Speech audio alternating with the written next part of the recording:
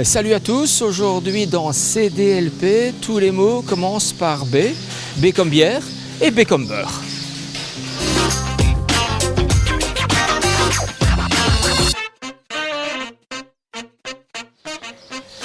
B comme beurre, issu du lait de Texas et de Saperlipopette, c'est la race Jersey. Nous sommes à la ferme du Ray et ici, on a produit le meilleur beurre de la province de Hainaut, beurre non salé, évidemment. Et si le secret de la réussite pour le meilleur beurre de l'année en province de Hainaut, c'était cela. Oui, c'est la baratte en bois, donc la baratte de mes grands-parents. On ne sait pas le prouver en disant si on fait dans une inox vu qu'on ne l'a jamais fait, mais à mon avis, la baratte en bois, oui, c'est important pour notre beurre. Du très bon beurre, mais également de très bons produits dérivés. Ici, tout est fait maison, au départ d'un lait de qualité. On fait le beurre. Avec le beurre, on a le lait battu qui est un sous-produit qui, lui, sera utilisé dans la tarte au maton. Dans la tarte au maton, on utilise une partie des œufs, l'autre partie va servir pour les mousses au chocolat, pour le riz au lait. Donc on essaye de valoriser un maximum en faisant divers produits, mais pas trop pour rester maître de nos productions. Du fait maison et de surcroît en famille. Il y a Julie, la future épouse de Maxime. On peut savoir ce que vous êtes en train de faire ? Je suis en train de me préparer pour faire des flancs à la crème. Le lait, il est tout frais là. Ah oui, il est tout frais de ce matin parce que le laitier vient de passer, donc c'est ça qu'on n'a pas un gros débit parce que il est tout frais quoi. On va faire du flan au caramel. Mais pas que cela. Et sinon, parfois je fais aussi les riz et les matons. Il y a 6 œufs et 1,5 litre de lait. Et avec ça, on fait combien de flancs ? 18.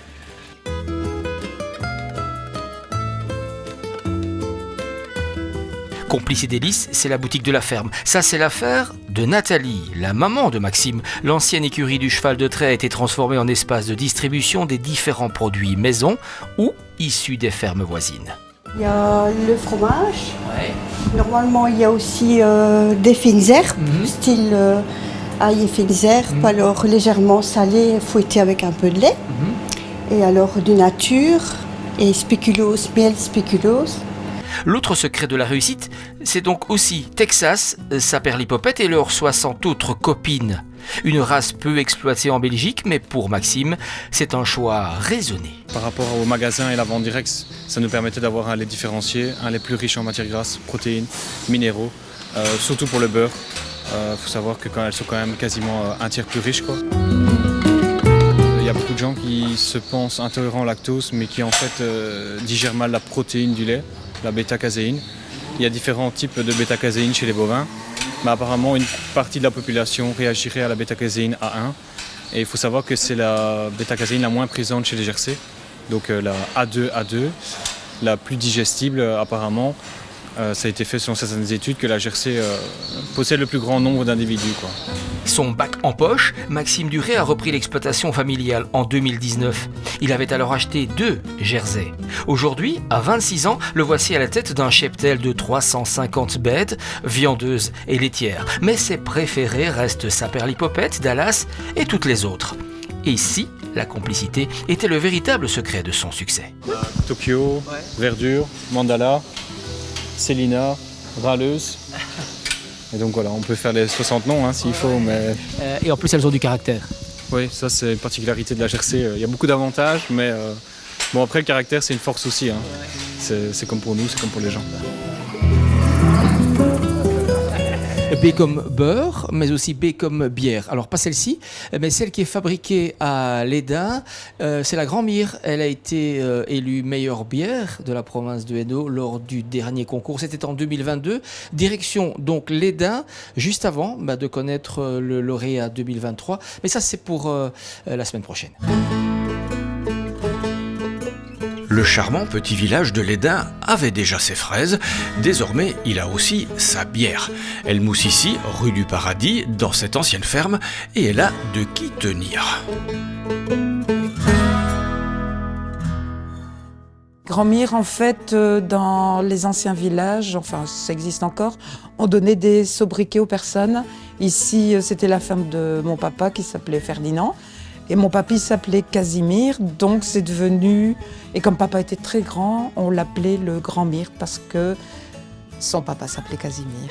Et Casimir, le grand, peut être fier de sa petite fille. Il doit être très content, oui. Qu'une de ses filles a repris la ferme pour en faire une microbrasserie en plus. Pour mettre le Grand Mire en bouteille, il a fallu l'aide de Philippe.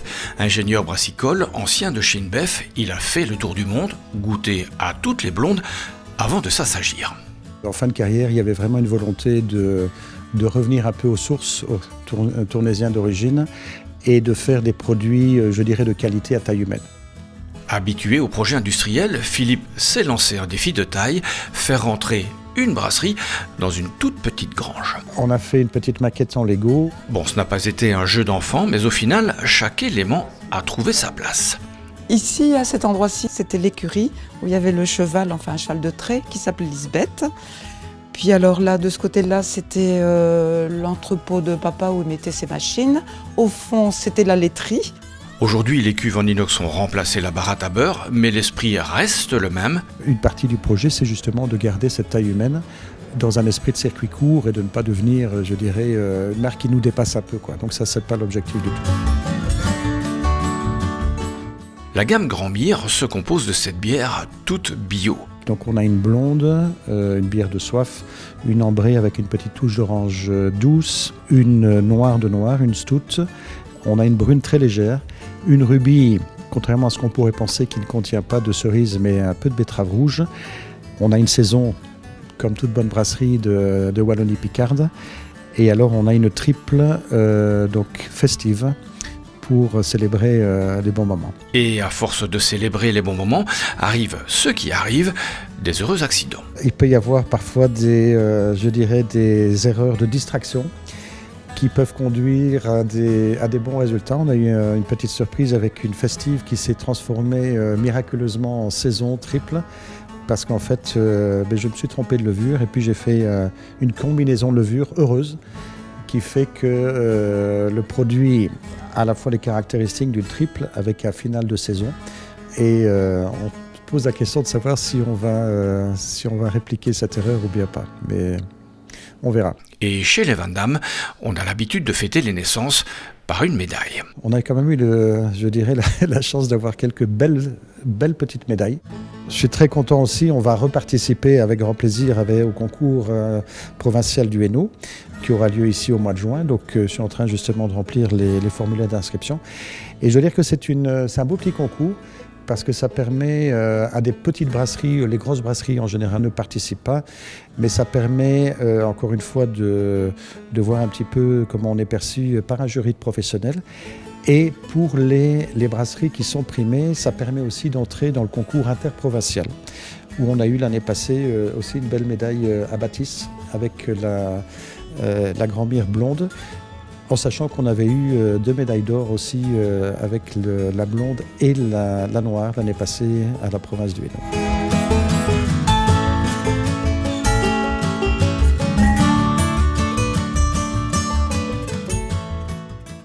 Voilà, CDLP, c'est terminé pour aujourd'hui. B comme bière. N'oubliez pas, le concours de la meilleure bière de la province de Hainaut, c'est demain. Et les résultats, bien entendu, dans une de nos prochaines émissions. B comme beurre. Nous, on y va avec Maxime.